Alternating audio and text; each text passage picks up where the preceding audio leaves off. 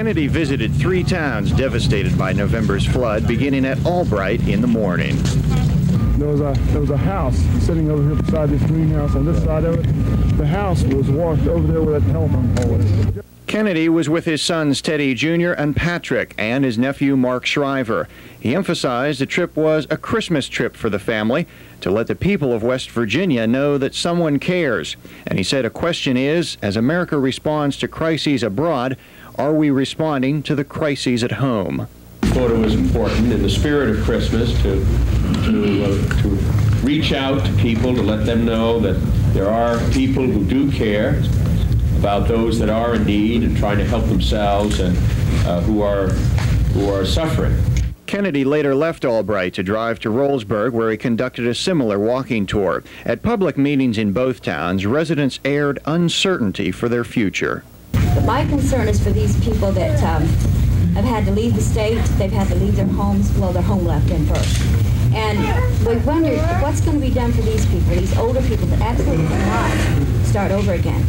My concern is for the town, the displacement of the people. We need all the people that are in the town here. We've lost about 60 homes, and you can imagine what that's going to do to this community. Every agency, federal, state, whatever, has caused confusion rather than security.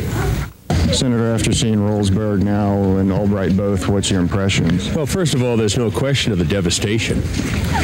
There has to be people who see their whole life savings disappear before them. I mean, it's like, I know it's been compared to the devastation of World War II. I had the chance after the war to see many of those communities in Europe. And I think, obviously, it's frustrating in terms of the bureaucracy of FEMA and SBA. But I think you ought to take, I'm enormously impressed by the volunteers that have come in here. They've come in here from the university. They've come in here from a number of the religious groups. I talked to people in their homes, and they said it made a very substantial difference. Kennedy says he came to West Virginia because of his family ties to the state. Brother John made a mark here in 1960. Brother Bobby followed a few years later. Son Patrick even rafted down the same Cheat River that flooded 7 weeks ago today.